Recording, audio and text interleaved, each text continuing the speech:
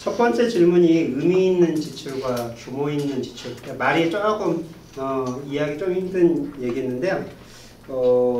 이제 돈을 쓸 때 이제 그 돈에 대한 금액에 관계없이 의미 있는 일을 이렇게 하고 싶으신 분도 계실 거고요. 가치 있는 일. 그다음에 또 반대로 그런 일을 하다 보면 자기가 빚내서 또 할 수는 없을 거 아니야. 그래서 내 범위 내에서, 내 능력의 범위 내에서 그걸 지출을 하는 거, 또 능력을 벗어나서 하는 거, 뭐 이런 고민도 좀 있을 것 같은데, 제가 저희 회사 사례를 좀 예를 들어서 각자 접목을 좀 해보시면 어떨까 싶어요. 회사를 운영하다 보면 회사는 수입하고 지출을 항상 이렇게 따지게 돼 있어요. 그 수입보다 지출이 많으면 적자 난다고 그러죠, 우리가 회사에서. 적자가 계속 나면 회사가 부도가 나는 겁니다. 내가 처음에 갖고 있었던 돈보다 적자폭이 계속 커져버리면 그걸 이제 자본 잠식이라고 해요. 내 초기 자본이 없어진다고 해서. 아마 신문에서 한 번씩 들어보셨을 거예요. 자본 잠식이 내가 처음에 1억 가지고 했는데 적자가 1000만 원 났어. 그러면 내 재산이 1억에서 900만 원이 되는 거죠. 9천만 원이 이제 되는 거죠. 그걸 이제 자본 잠식됐다고 그러고요. 계속 적자가 1억이 다 없어져 버린다. 내 초기 자본. 그걸 완전 자본 잠식이라고 합니다. 그러면 이제 그 부족한 돈을 어디선가 메꿔야 하잖아요. 그걸 두 가지 형태로 우리 회사는 메꿔요. 돈을 딴 데서 조달하든지, 아니면 내가 수입을 늘려서 이익폭을 늘리든지, 두 가지를 합니다. 다른 데서 돈을 조달하면 빚을 내는 경우가 있고요. 또 투자를 받는 경우가 있고, 그래서 주식시장이 필요한 거죠. 그 다음에 내 자력으로 그거를 메꾸려면 내가 열심히 해서 돈을 벌어야 되는 거죠. 이걸 이제 가계로 따지면은 사실 거의 비슷해요. 투자 빼놓고는 다 똑같습니다. 빚을 내든지, 모자란 돈 있으면 빚을 내든지, 내가 열심히 일을 하든지. 저희 회사 같은 경우는 저는 적자를 거의 안 내는데, 그 비결이 제가 뭐냐면 직원들 연봉 협상을 이렇게 해요. 그러면 보통의 회사의 연봉 협상은, 연봉 협상 혹시 해보신 적 있어요? 직장생활 하면서. 직원들의 연봉을 자기가 얼마를 받을까 고민하는데, 직원들 연봉 협상할 때 어떻게 계산해왔나 봤더니 일단 작년보다 무조건 올라가더라고요. 그래서 직원들이 연봉 계산한 게 내 작년 인건비에 뭐 10%나 20% 또 30% 이 정도를 업해서 해오는데, 보통 자기 씀씀이를 가지고 그 계산을 해오는 경우가 많더라고요. 내가 작년 이만큼 받았는데 자기도 적자가 왔던지 뭐 좀 쓰고 싶은 돈이 있을 거 아니야. 그 금액을 계산해서 나 적금도 이만큼 들어가야 되고, 또 생활비 이만큼 들어가니까 작년에 한 3,000 받았는데 올해 한 3,500원 받아야겠다, 이런 생각을 가지고 와요. 그러니까 회사가 얼마나 돈을 많이 벌고 이런 걸 따지고 자기 연봉을 얘기하는 게 아니라 자기가 써야 되는 돈을 가지고 얘기를 하는 거죠. 사실 논리적으로 맞지는 않죠. 원래 회사의 급여라는 건 회사의 실적을 가지고 평가를 해야 되는데 그게 괴리가 좀 있는 거예요. 직원들 실적도 잘 모르고요. 회사 실적도 정확히 잘 모르고, 그게 오픈도 안 되고 오픈을 해도 그걸 읽을 줄 모르는 거죠. 회계 지식이 좀 있어야 되니까. 그래서 직원들은 내가 쓰는 습관, 내가 쓰는 금액을 가지고 연봉을 생각합니다. 그리고 두 번째 고려사항은 남들 얼마 받나, 이걸 봐요. 자기 친한 사람들, 친구들. 그래서 내 능력 정도 되면 다른 데가 얼마 정도 받겠다. 이 두 가지를 가지고 고려를 해서 연봉을 제시를 하나 봐요. 근데 회사는 직원의 이제 실력을 보고 평가를 하죠. 저는 이제 사장이니까 사장 입장에서 연봉 협상을 제가 해봤어요. 직원들은 다 그런 생각을 가지고 자기 급여를 얘기를 하면 저하고 괴리가 보통 1년에 한 500에서 많으면 1000. 이 정도 괴리가 꼭 있더라고요.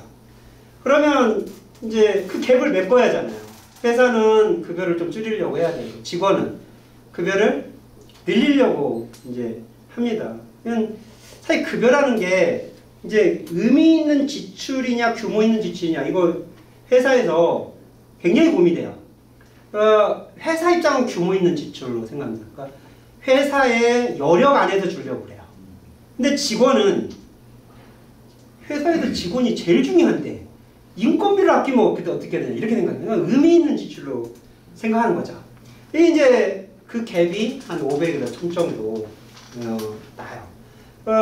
제가 그거를 해결하기 위해서 어떻게 할까 고민을 쭉 해봤는데, 저희는 이제 해결을 어느 정도 했어요. 어떻게 했냐면, 기본적인 사고가 이렇게 됐더라고요. 직원들은 내 앞으로의 이 능력이 나는 얼마 정도 이제 능력을 갖고 있어. 그걸 회사가 잘 몰라줘. 이렇게 사고를 좀 많이 하더라고요.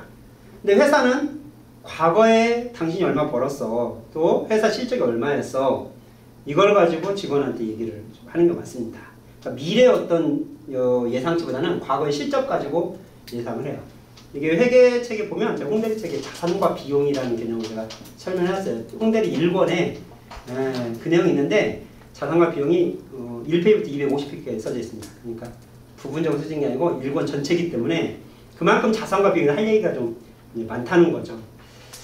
회계적으로 자산과 비용이라고 그러고 이제 형제자매님이 요청한 질문은 의미 있는 지출, 규모 있는 지출 뭐 이 얘기로 제가 좀 대입을 해봤어요. 저는 이렇게 협상을 해요. 지금 직원들하고 연봉 협상할 때는 회사가 운영되기 위한 기본적인 룰을 제가 설명을 해요. 회사가 운영이 되려면 적자가 일단 안 난다. 적자가 나면 망해가는 징조거든요. 지금 당장은 망해가지 않더라도 적자가 계속 나면 초기 자본금, 내가 투자한 자본금이 다 없어지고 그러면 회사를 접을 수밖에 없는 겁니다. 그러니까 지금 당장 안 망한다 하더라도 적자는 망하는 어떤 표식이 되는, 시그널이 되는 거예요. 그러니까 그거를 어떻게든 막아야 돼요. 근데 직원들은 아까 두 가지 개념을 가지고 급여를 책정하다 보니까 전체적인 어떤 적자나 이런 걸 생각을 안 하는 거죠. 그리고 직원은 자기 것만 보잖아요. 다른 직원들 건 안 보죠. 근데 회사는 직원 한 명 한 명 거를 보는 게 아니라 그 한 명 한 명 계산한 걸 합쳐가지고 계산을 해야 돼요. 그러니까 한 명 한 명은 적자 나는지 모르겠지만 다 합쳐보면 인건비가 커져서 회사가 적자가 날 수가 있는 겁니다. 그래서 회사의 존립 기반이 뭐냐면 매출의 3분의 1을 이상이 인건비가 되면 회사에 문제가 있다고 봐요, 저는. 매출의 3분의 1. 저희 같은 서비스 업종에서는. 업종별로 좀 다릅니다. 저희 같은 경우는 다른 비용들이 별로 안 들죠. 뭐 대규모 투자가 들어가는 것도 아니고 그렇기 때문에 3분의 1을 꽤 많이 잡아준 거예요. 4분의 1이요? 3분의 1. 3분의 1. 네. 매출의 3분의 1 정도가 인건비도 들어가야 나머지 한 3분의 1은 관리비가 들어가요. 그 직원 인건비 외에 뭐 사무실 임차료, 마케팅비, 그다음에 뭐 접대비, 복리후생비 이런 것들 있죠. 이런 걸 한 3분의 1, 많이 하면 3분의 1 이 정도 들어가더라고요. 그리고 나머지 3분의 1이 마진이 남아줘야 돼요. 이익이 남아야 회사는 재투자를 합니다. 직원들도 그러죠. 우리 개인들도 그렇고 내가 지금 있는 거 다 쓰면 노후 걱정되잖아요. 노후에 누가 나를 책임져주지 않는 말이죠. 회사도 마찬가지예요. 회사도 위기가 꼭 오는데 이때를 대비해주는 않고 다 써버리면 나중에 그 위기가 왔을 때 회사가 부도가 날 수 있어요. 그럼 직원들은 그 회사가 어려워진 상황에 대한 사장한테 책임을 다 떠넘길 수밖에 없다는 거죠. 그런 것도 대비한 것이 다 사장의 역할이기 때문에. 그래서 저는 마진으로 매출의 3분의 1 정도 남아야 된다. 이 기본 구조를 짜놔요. 그래서 매출의 3분의 1을 인건비로 잡아놓습니다. 이게 이제 전체 인건비죠. 이 룰을 알려주면 직원들이 이제 생각을 해요. 자기 인건비가 얼마인지는 모르겠지만 내가 인건비를 올리고 다른 직원들이 연봉협상 이제 대부분 같이 하니까 인건비를 올리면 전체적인 인건비가 매출의 3분의 1을 넘냐 안 넘냐 이거를 이제 계산을 하기 시작하는 거예요. 물론 다른 직원들 인건비는 얼마인지 모르기 때문에 어느 정도 대략적인 예상치가 해요. 그러면 이제 직원들이 입장에서는 이 매출이 많다고 자꾸 이제 계산하려고 하더라고요. 매출 계산을 되게 민감하게 생각해요. 그래서 저희 실장님 굉장히 이제 저나 매출 계산 좀만 틀려도 이거 매출 계산 잘못된 거 아니에요? 막 이렇게 직원들이 그래요. 막 100만 원, 200만 원 갖고 되게 민감하더라고요. 자기 인건비가 결정이 되니까. 그래서 제가 다시 불러서 얘기를 했어요. 내가 인건비를 3분의 1 잡은 거는 이렇게 인건비 포지션이 이 정도가 되어야 된다는 거지 딱 매출의 3분의 1을 주려고 하는 게 아니다. 역으로 생각해보면 너희가 인건비를 만약 30% 올려받고 싶다. 그러면 인건비 3배를 벌면 되는 거다. 그거는. 그러니까 제 입장에서는 그걸 더 강조합니다. 작년 매출의 3분의 1 갖고 인건비를 주려고 하는 게 아니라 너희가 받고 싶은 인건비 계산해와. 나 그거 깎고 싶은 생각 하나도 없어. 대신에 자기 인건비 3배로 벌어야 된다는 생각을 하라는 거예요. 그러면 저한테 의미 있는 지출이 돼요. 이게. 인건비를 올려줘도 저한테는 낭비가 아닌 거예요. 인건비 2천만 원 받는 친구가 3천만 원 받고자 한다면 인건비만 보면 1,000만 원이 올라가서 속이 쓰리겠지만 3천만 원 올려온다면 2천만 원 받을 때는 3배 6천만 원 벌어올 생각이 있는 거죠. 근데 3천만 원으로 인건비 올려오면 9천만 원을 벌어올 생각이 있단 거예요. 그럼 저는 3천만 원 매출이 더 늘잖아요. 인건비는 1천만 원밖에 안 늘어요. 그러니까 2천만 원 회사 입장에 이익이 되는 겁니다. 저는 인건비를 많이 써오는 걸 사실 원해요. 이렇게 보는 시각이 인건비를 미래에 대한 투자로 보는 시각이에요. 이러면 의미 있는 지출이 돼요. 똑같은 돈을 주는데도. 근데 과거에 네가 이만큼밖에 못 벌었지. 그래서 3분의 1이면 인건비 얼마 안 돼. 이렇게 하면은 이제 직원하고 다툼이 좀 생기더라고요. 그래서 500만 원의 갭을 메꾸려다 보면 둘이 기분이 나빠요. 왜냐면 그 절충점을 딱 찾잖아요. 직원은 3천만 원 받고 싶으면 저는 2,500만 원을 제시해서 그러면 대부분 보면 그 중간에 결정이 되죠. 뭐 2,700만 원 결정했다. 그럼 직원은 자기가 3천만 원 제시했는데 2,700이니까 300 깎여서 기분이 나쁘고 제 입장에 2,500 생각했는데 200이 들어도 기분이 나쁜 거예요.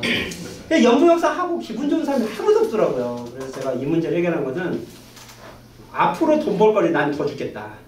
이런 이제 의도가 있고요. 두 번째는 그렇게 연봉 협상을 하고 나면 직원 뽑아달라는 얘기를 안 해요. 그러니까 자기가 얼마나 벌어버리는지 알기 때문에 일을 더 줘도 불만이 별로 없고요. 그냥 저기 일단 직원 뽑아야 된다는 생각하는데 야 인건비 3배 벌어와야 돼 너. 그러면 직원을 뽑는 순간 어떻게 돼요? 매출이 더 늘어나야 돼요. 그러니까 직원들이 직원 뽑아라는 얘기를 입을 딱 닫아버리더라고요. 그러니까 회사 입장에서는 굉장히 인건비 계산하는 방식을 좀 바꿔서 좋았던 기억이 나요. 아마 집에서 이 가정 경제도 그런 경우가 있지 않을까 싶어요. 이거의 기본 구조는 비용이 매출보다 늘어서는 안 된다는 거예요. 아무리 의미가 있는 지출이든 없는 지출이든 그러니까 의미 있는 지출조차도 내가 빚을 내서 할 수는 없는 겁니다.